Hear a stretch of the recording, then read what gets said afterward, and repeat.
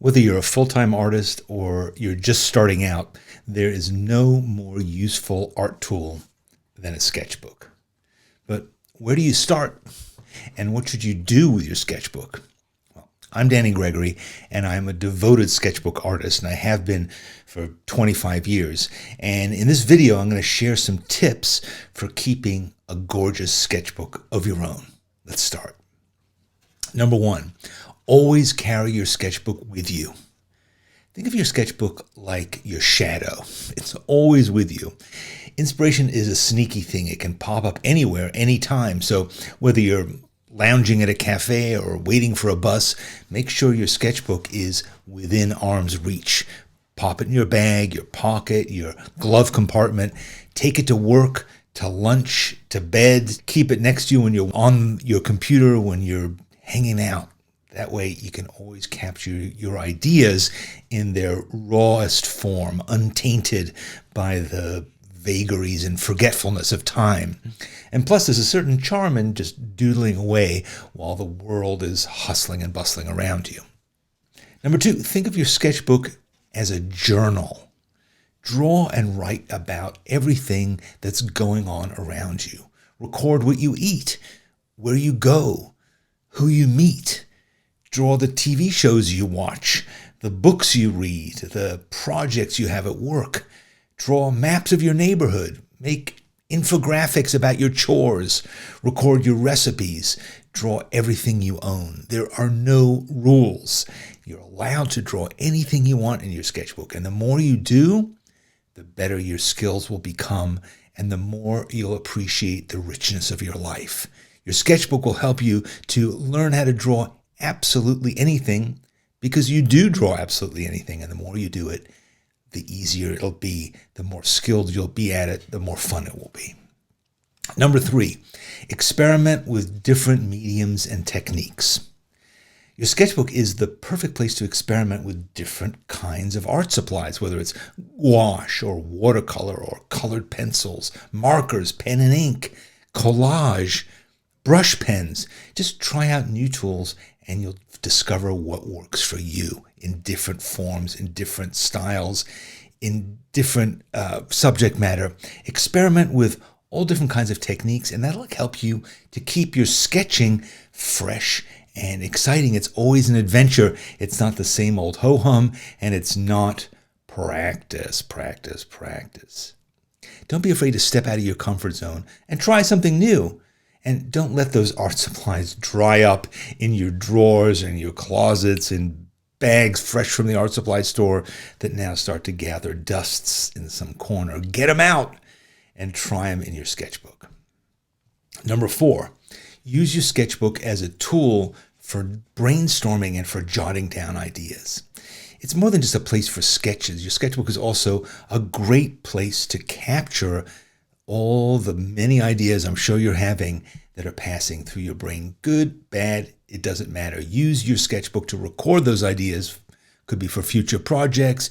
You could make mind maps. You could make lists. You never know where these things are going to go. So capture them. Make sure that they are on the pages of your sketchbook. Write down quotes that you hear.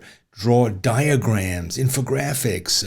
Your sketchbook can become your assistant, your librarian. It's a visual diary of your creative process. If you don't write it down, you will forget it. And if you do write it down, you might come back to it later on and say, what was that about exactly? What was I thinking? But then you'll come up with a new version, a new interpretation of that idea. Ideas are out there floating in the universe, and the people who use them get to own them. If you don't use them, don't be surprised if your idea shows up somewhere else. But if it's in your sketchbook, at least you have some ownership. You've got some place to begin. And then later on, you start to see synergies between ideas as they spark off each other and create new ideas, new realities. Number five, take inspiration from the world around you. Inspiration can happen anywhere. Just keep your eyes open and take in the world around you. Use your sketchbook to record interesting details and moments of your day. Draw the people that you see, the buildings that you pass, the animals you encounter. Look for things that are similar but different in some way. You'll be surprised how much inspiration can be found in the everyday. You'll find street signs, interesting ways that lettering happens. You'll notice strange ways that people are standing. You'll notice the way the light hits a car, or the shadow that it throws as it's on the sidewalk. You'll notice all these little things that you couldn't anticipate, that you couldn't plan, that you couldn't dream up. But if your eyes are open, and so's your sketchbook, you will learn new things all the time. I wrote a whole book about capturing the everyday. It's called Everyday Matters, and it's about all the things that I learned from drawing absolutely anything and being present and receptive. Number 6, keep your sketches loose and quick to capture the essence of your subject. Every page doesn't have to be a masterpiece. You're allowed to make loose, quick drawings if you want that capture the essence of your subject without getting bogged down in details. Those sketches may not end up being perfectly composed pages. They're there to capture basic shapes, composition of your subject, and also to help you to learn by drawing quickly. Keeping your sketches loose and quick, then you can create a sense of movement and energy in your drawings, and you'll also be less apt to judge and critique yourself, which could make you give up. We don't want that. So try and carry things like a brush pen, which is very difficult to do very precise drawings with, and you'll do fast and loose. Take big markers with you, big fat pencils, things that just encourage you to get those lines, those gestures onto the page. Later on, you might want to refine them. You might want to redraw them. You might want to use them as inspiration. But don't hesitate. Don't think, oh, I don't have time for doing this. Just respond. Machine gun out those drawings. And again, you'll develop more comfort and more ease with your drawing when you do this. You'll also not hesitate to draw something, just an interesting thing. Somebody's moving, somebody's walking. How do you draw that? That's a skill that you learn by loosening up and by just being in the moment and going with the gesture. So practice that, but don't think of it as practice. Number 7, draw from life as often as possible. Don't get addicted to drawing from photos. I found a lot of people, particularly during the pandemic, they were just stuck at home and they would just Google images and they would just draw stuff from pictures. And I understand that. We were all feeling cooped up, but the fact is now we can get out there and draw the world. And even when we were cooped up in the pandemic, you could still use this as an opportunity to draw so many things in your home. Have you drawn every single corner? Have you drawn every piece of furniture? Have you drawn every object of article of clothing? Have you drawn all of your pets doing all the things they do? Drawing from life is an essential practice to get better at drawing, but it helps you to develop your observational skills, and it help you to learn how to capture the world around you accurately. Even if you plan to draw from your imagination, you need a library of images in your head so that you can draw something that never existed before. Because even things from your imagination are ultimately have a set of laws and rules that they follow. So you learn those laws and rules by drawing things in the real world, whether you're drawing people, landscapes, objects. Try to draw from life as often as possible. You'll learn how to see things from different perspectives and develop your own unique styles. Plus, it's fun. It's a great way to turn the world into your model. You don't need to go to life drawing classes, although I strongly recommend that too. But you can just go to the park and just draw people sitting around on benches. Go to a cafe, draw the waiter, draw people sitting at other tables. When you're on the bus, draw, and not just people. Draw stuff, because when you draw in 3 dimensions, it's much more of a challenge for your brain, which at times might stop you from doing it. It's drawing a flat picture and turning that into a flat drawing is not the same kind of skill as being able to use your 2 eyes and figure out how to draw from both perspectives, combine it into one thing, and draw a 3-dimensional object on the page. It's totally a skill you can learn. You just need to allow yourself to do it. Don't be afraid to try this out. Drawing from life is great. It's exciting. It's a reason to go on all kinds of adventures. I've gone around the world drawing things from life, not just sitting in front of Google Images. Number 8, use your sketchbook to record your progress and to track your growth. Your sketchbook can serve as a record of what you've learned and how you've grown as an artist. You could document your milestones and your achievements. You can keep track of the techniques that you've learned, the challenges that you've overcome, the lessons that you've uncovered from your practices. By looking back at your earlier sketches, you see how far you've come, and you can also give yourself the motivation to keep improving. If you went from that to where you are today, imagine where you'll be next. Or you might look back on it and say, oh, I was so terrible. Well, so what? Keep going, and you will improve and you will change. Your sketchbooks, number them, date them so that you can have a record and you can look at the shelf and go, oh, let me look at the first one again to remind myself of how far I've come. My shelves of sketchbooks are an incredible resource to show me what I've learned, how I've experimented. I go back to them all the time and I say, you know what, I want to try and draw that again, or I had real fun drawing that particular thing in that particular way. Let me try something like that again. They are a constant. There's nothing like inspiring yourself with what you've done, and your sketchbooks become that. If you just have piles of loose paper, most of which you end up throwing out, it's not good. It's not going to inspire you. And also, don't look back on your sketchbook and say, oh, there's terrible things in there, I'm going to rip them out and throw them away. Never do that.